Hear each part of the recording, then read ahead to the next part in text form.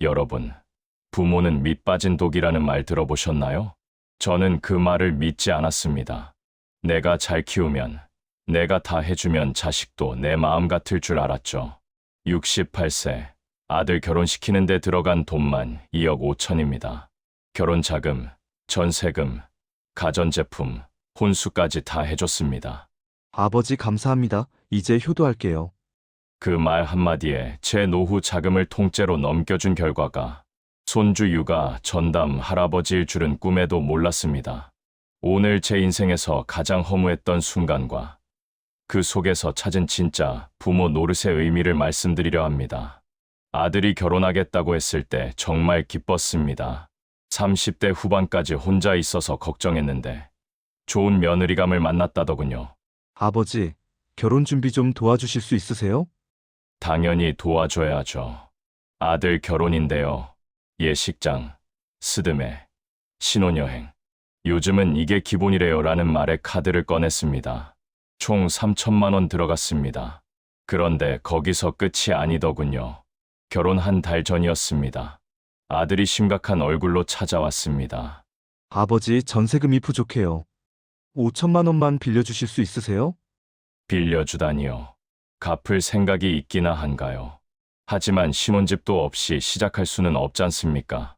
아내와 상의했습니다. 우리 노후 자금인데. 아내가 걱정했죠. 괜찮아. 애들 자리 잡으면 우리도 편할 거야. 그렇게 5천만 원을 줬습니다. 그런데 일주일 후 또 전화가 왔습니다. 아버지, 가전제품이랑 가구 사야 하는데. 1천만 원만 더요. 에어컨, 냉장고, 세탁기, 침대, 소파. 목록을 들으니 다 필요한 것들이더군요. 요즘 신혼집은 이게 기본이래요. 또 그 말입니다. 그렇게 또 1천만 원이 나갔습니다. 결혼 1년 만에 손주 소식이 들려왔습니다. 기뻤습니다. 정말 기뻤어요. 그런데 며느리가 입덧이 심해 회사를 그만뒀다더군요. 아들 혼자 벌어서는 빠듯하다며 생활비 지원을 요청했습니다. 출산하고 복직할 때까지만요. 몇 달 안 돼요. 한 달에 100만 원씩 6개월, 600만 원 더 나갔습니다. 출산 후에는 산후조리원 비용, 요즘 다들 가는데 우리만 안 갈 수는 없잖아요. 2주에 300만 원짜리 조리원, 제 월급이 한 달에 200만 원이었는데 말입니다. 손주가 태어나고 석 달쯤 됐을 때였습니다. 며느리가 복직한다더니 갑자기 전화가 왔습니다. 아버님, 어린이집 대기가 너무 길어요. 한 2년 정도만 아이 봐주실 수 있으세요? 2년이요. 제가 70이 다 돼가는데요. 아버님도 손주 보고 싶으시잖아요. 그리고 어린이집 보내면 한 달에 100만 원은 드는데 그 돈 아버님 드릴게요. 아내가 고개를 저었습니다. 우리 나이에 육아는 무리야. 하지만 아들이 무릎을 꿇더군요. 아버지, 제발요. 우리의 어린이집 보내기엔 너무 어려요. 할머니, 할아버지 손에서 크는 게 얼마나 좋아요. 그렇게 육아가 시작됐습니다. 처음 한 달은 괜찮았습니다. 손주가 귀엽기도 하고 아내와 함께 하니 할만하더군요. 그런데 밤에 깨서 우는 아이, 기저귀 가는 거, 분유 타는 거. 저는 허리가 안 좋은데 애를 안고 달래다 보면 허리가 끊어질 것 같았습니다.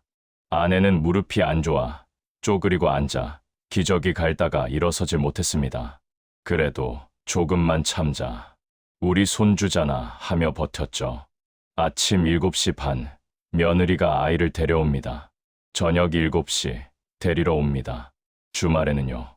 주말에도 친구 결혼식 가야 해요. 부부 시간 좀 가져야죠 하며 맡겼습니다. 일주일에 하루도 쉬는 날이 없더군요. 시간이 지나자 며느리의 부탁이 늘어났습니다.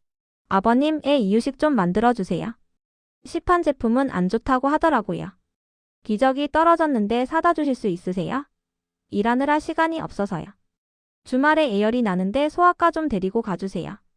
한 달에 100만 원 준다던 약속은요? 처음 2달만 주고 이제는 아버님도 손주 보는 게 즐거우시잖아요 합니다. 즐겁기는요. 허리 아프고 잠도 못 자고 친구들 만날 시간도 없는데 복지관에서 하던 탁구도 끊었습니다. 육아 때문에요. 평생 꿈꾸던 제주도 여행도 못 갑니다. 손주 봐야 하니까요. 작년 추석 때였습니다. 친척들이 모였는데 조카가 물었습니다. 고모부, 요즘 뭐 하세요? 아들이 대신 대답하더군요. 아버지, 우리 애 봐주시지. 덕분에 우리 맞벌이 할 수 있어요. 그 말투가 너무 당연하다는 듯이 들리더군요. 고마움이 아니라 당연한 의무처럼. 그날 밤 아내가 울었습니다. 당신 우리 이러려고 평생 일한 거야? 노후는요? 우리 여행 가려던 거는요?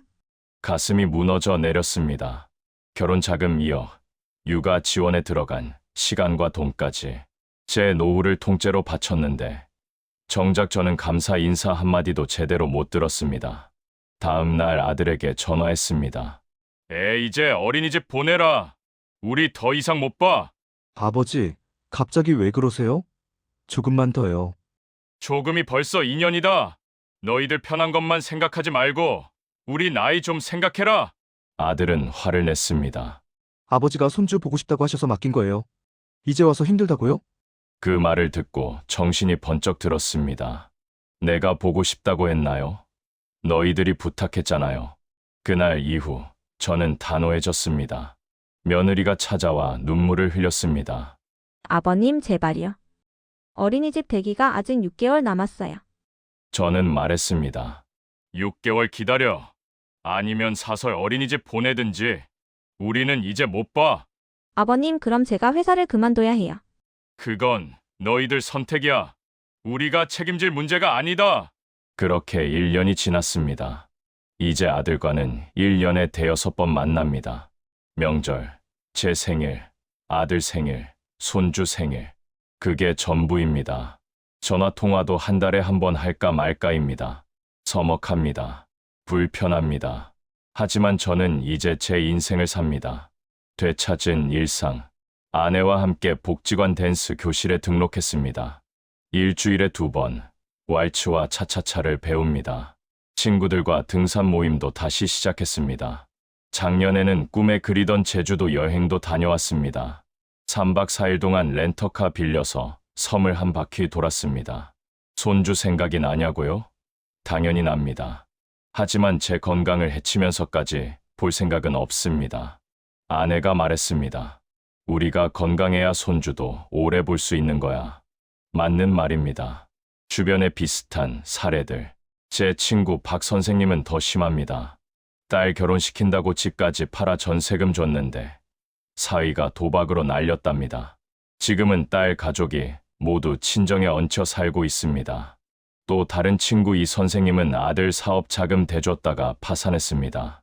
지금은 기초생활수급자로 살고 계십니다. 복지관에서 만난 한 할머니는 손주 육아하다가 허리 디스크로 수술까지 했답니다. 손주는 예쁘지만 내 건강을 잃을 만큼은 아니더라고요. 모두들 같은 말씀을 하십니다. 자식 주는 건 적당히 선을 그어야 한다고요. 제가 깨달은 것들. 첫째, 결혼 자금은 능력 범위 내에서만 주세요. 아들이 요즘 다들 이렇게 한대요라고 해도 흔들리지 마십시오. 남들은 남이고 우리는 우리입니다. 제가 2억을 줬다고 해서 여러분도 그래야 하는 건 아닙니다. 5천만 원 주면 5천만 원이고 1,000만 원 주면 1,000만 원입니다. 중요한 건 내 노후 자금을 지키는 겁니다. 둘째, 육아 지원은 기간을 정하세요. 조금만 일하는 말에 속지 마십시오. 조금이 2년, 3년이 됩니다. 처음부터 6개월까지만, 돌까지만 명확히 하세요. 셋째, 대가를 받기로 했으면 반드시 받으세요. 나중에 드릴게요는 안 드린다는 뜻입니다. 한 달에 100만 원 주기로 했으면 첫 달부터 받으세요. 다섯째, 내 건강이 최우선입니다. 손주 사랑과 내 건강은 별개입니다. 허리 아프고 무릎 아프면 안 봐도 됩니다. 자식들이 뭐라 해도 흔들리지 마세요. 다섯째, 거절할 줄 알아야 합니다. 안 돼라는 말을 연습하세요. 부모라고 해서 다 들어줄 의무는 없습니다. 일곱째, 자식의 가정은 자식의 책임입니다. 전세금 부족, 육아 문제, 생활비 부족. 그건 자식 부부가 해결할 문제입니다. 우리가 모든 걸 해결해주면 자식은 평생 독립하지 못합니다. 자식들에게 하고 싶은 말. 혹시 이 영상을 보는 젊은 분들이 계신다면 말씀드립니다. 부모님은 ATM이 아닙니다. 결혼 자금 받는 게 당연한 게 아닙니다. 요즘 다들 그렇다고요. 그럼 다들 하는 대로 하지 마세요. 능력 안 되면 작은 결혼식 하고 전세 대신 월세 살면 됩니다. 그게 독립입니다. 그게 어른입니다. 육아도 마찬가지입니다. 부모님 나이, 건강 상태 생각하세요. 조금만 2년, 3년이 되는 거 아십니까? 어린이집 대기가 길면 사설에 보내든지 아니면 한 분이 일을 쉬세요. 그게 여러분이 선택한 출산의 책임입니다. 무엇보다 감사하세요. 당연하다는 생각 버리세요. 도와주시면 정말 감사합니다 하세요. 그 말 한마디에 부모는 힘을 냅니다. 68세의 호구가 될 뻔했던 아버지가 이제는 당당하게 자기 인생을 살고 있습니다.